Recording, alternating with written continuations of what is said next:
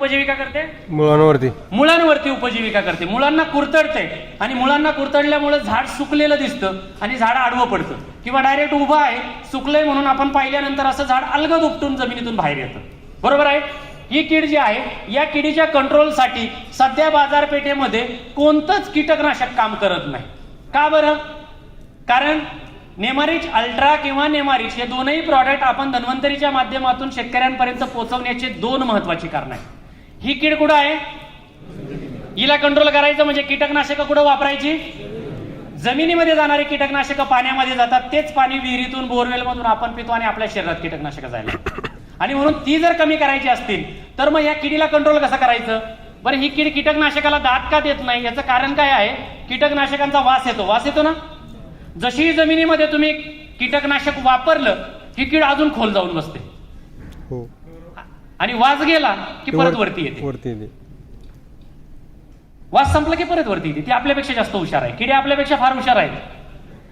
किडे माणसापेक्षा जास्त हुशार आहेत, लक्षात घ्या. आपल्याला वाटत असेल आपला ब्रेन फार आहे, असं नाही. निसर्गामध्ये प्रत्येकाचं वेगळं आहे. किडे प्रचंड हुशार आहेत. वास आला की ते खाली गेले, वास संपला की परत वरती येऊन मुळं कुरतडायला सुरुवात करतात. त्यामुळे शेतकरी 2-2, 3-3, 4-4 वेळा कीटकनाशक वापरतो तरी ही कीड आटोक्यात येत नाही.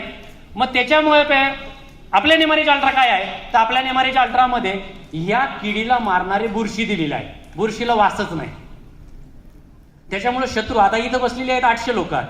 बरोबर आहे का नाही? 800 लोक आहेत ना. आपल्या शेजारी पाजारी कुणाला कोरोना झालाय माहिती आहे का? नाही. कळेल 4 दिवसांनी. घाबरू नका, सगळे सेफ आहेत. परंतु 4 दिवसांनी कळेल ना. तसं होतं. नेमारिच अल्ट्रा जमिनीमध्ये टाकल्यानंतर त्या हुमणीला कळतच नाही. नेमारिच अल्ट्रातल्या बुरशी हळूहळू संपूर्णपणे त्या आळीच्या त्वचेवरती वाढायला सुरुवात होती बुरशी. आणि एक दिवस असा येतो की त्या आळीला शोषण करायचं बंद होऊन जातं. का? तर एवढी बुरशी वाढलेली आहे. आळी पाहिली का हातात घेऊन कधी? ओलसर असती ना, ओलसर जागीच बुरशी वाढते. आपल्या नेमारिच अल्ट्रामध्ये असणारी बुरशी ज्यावेळी आपण पाण्यामधून देतो, ती बुरशी ज्यावेळी हुमणीची आळी, उन्हीची आळी सानिध्यात येते, तिच्या त्वचेवरती वाढायला सुरुवात होते आणि संपूर्णपणे तिला वेस्टर्न केल्यामुळं त्या आळीचं शोषण होत नाही. आता तुमचा समजा इथं श्वास कोंडला गेला, सगळी दारं बंद आहेत, काय करणार तुम्ही? हा, पहिले दरवाजा उघडण्याचा प्रयत्न करणार. बरोबर आहे ना.